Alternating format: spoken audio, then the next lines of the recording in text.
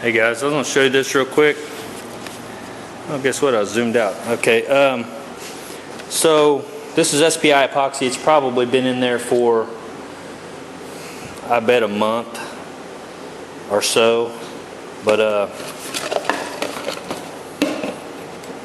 and I'll probably let it sit in there longer than that. But yeah, it's nice and flexible. I mean, it's just a piece of rubber for the most part.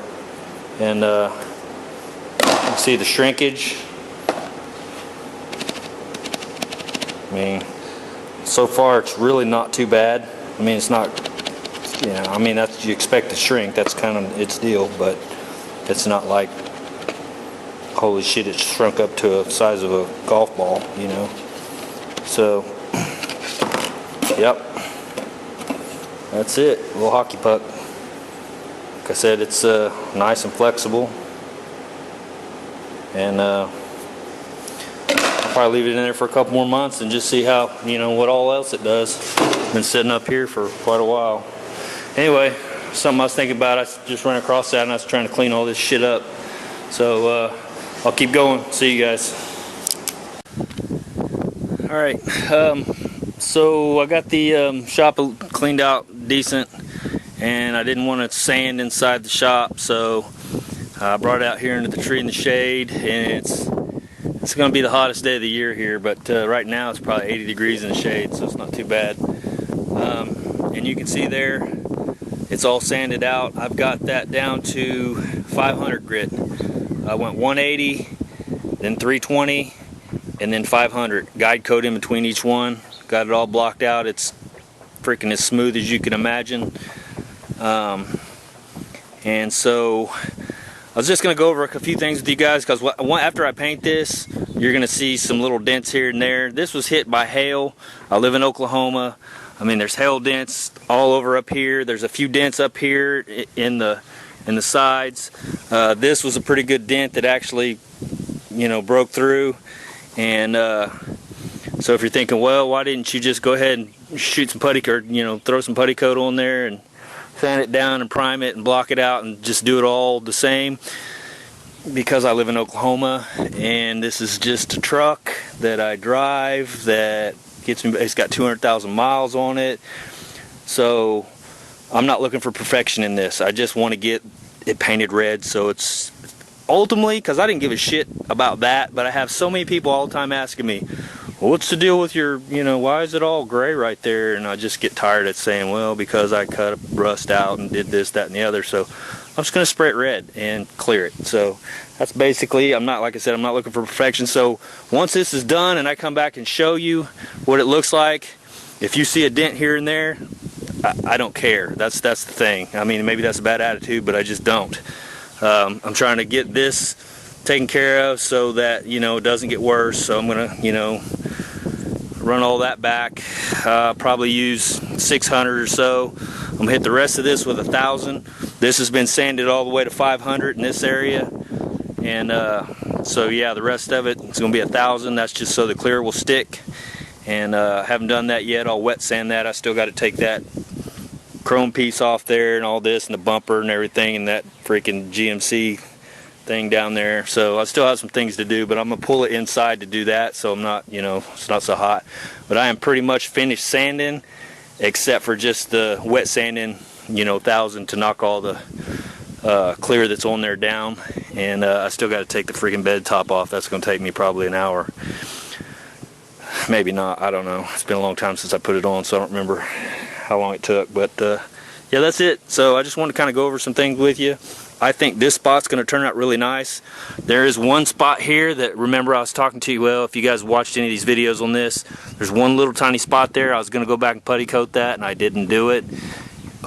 So there may be a little doodad there. Again, I don't care. I mean, I'm not looking for perfection on this, so it's going to look 100 times better than obviously that, and people will stop asking me why it looks that way. So that's basically the only reason I'm doing this.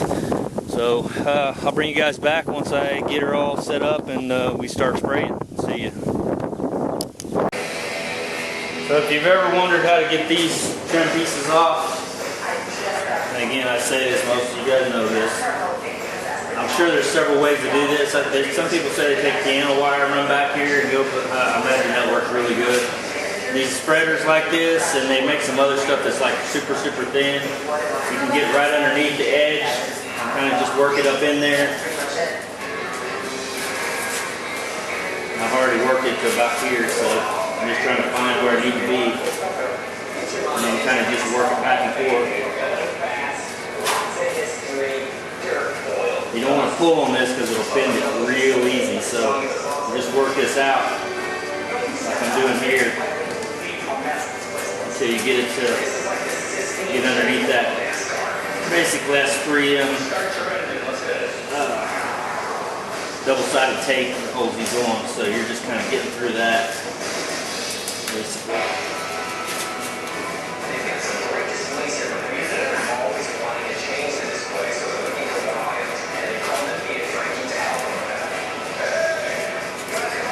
Be careful not to scratch your paint all up. Like I said, a piano wire sounds like a good idea, but I don't have any of that, so it only is what it is. Do what we can do.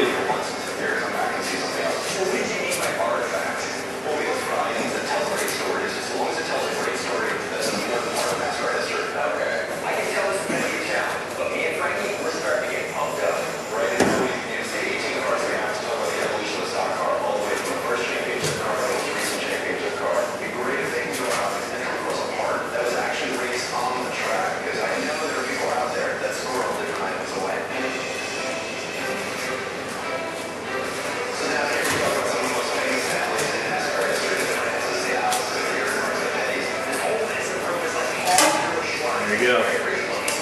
So when we go back over this, I'll just put some double-sided tape around this edge, put it right back up there. Now I'm going to show you here in a second how to take the decals and this extra shit right here off. At least how I do it. And I imagine a lot of body guys do it this way because it's kind of the accepted way. As far as I know, they may have some new tools out there now that do better than this, but I have an eraser wheel that you can buy off of like eBay or just about anywhere, and it zips this right off. So I'm gonna grab it and I'll bring it right back. All right, so this is the wheel that I'm talking about, just a rubber wheel. This is made by Astro Pneumatic Tool, and I picked it up off eBay for a little of nothing. I don't even remember what I paid for it. But you got to be real careful when you do this because you can burn through the clear. So you got to be careful and don't get it too hot and keep it moving. Don't be pushing too hard either. At least in my experience, you need to ask me how I know because I did it.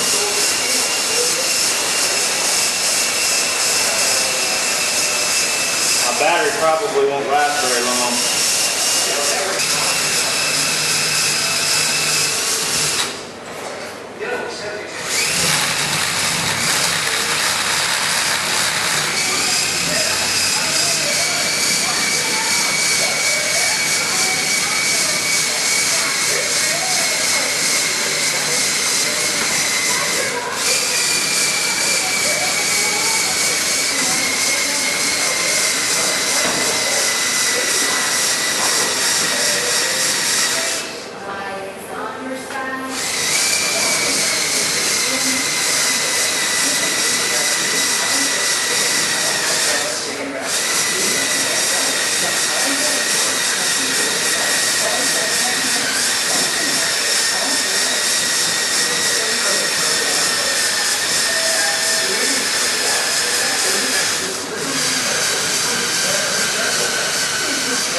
So basically now, you know what? Just bring you around here. I don't know what's going on here. So this little piece right here came off.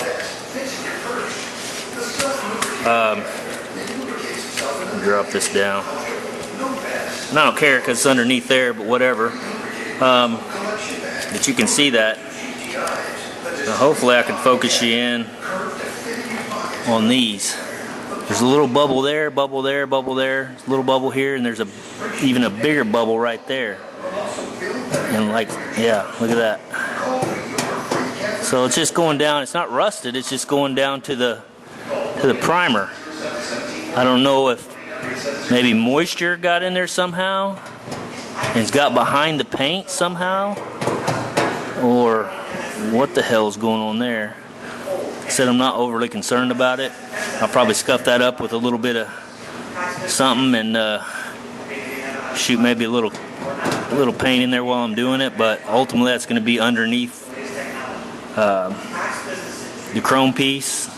But I'm wondering, my question is just why, you know what I mean? Because that shouldn't be doing that, I wouldn't think. Maybe that's a normal thing for it to happen.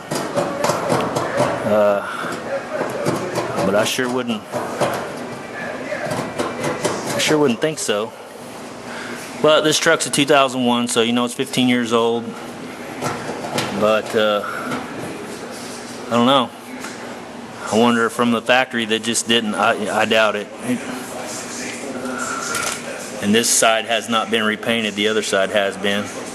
But yeah, just little bubbles. That's what happened to that one. I'll dress those back a little bit. And anyway, I just want to show you how that wheel works. I'll show you on this thing too.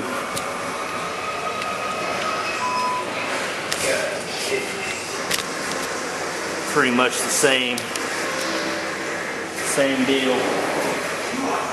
You got like on these surfaces here, you know, I'm repainting this usually, but you don't want to break through them. You can't really just peel that off because it wants to pop in these little, just tear off in little tiny pieces.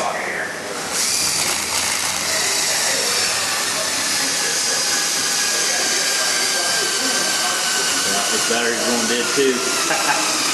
I'm gonna have to put these batteries back on the charger, but you see how it's taking it off.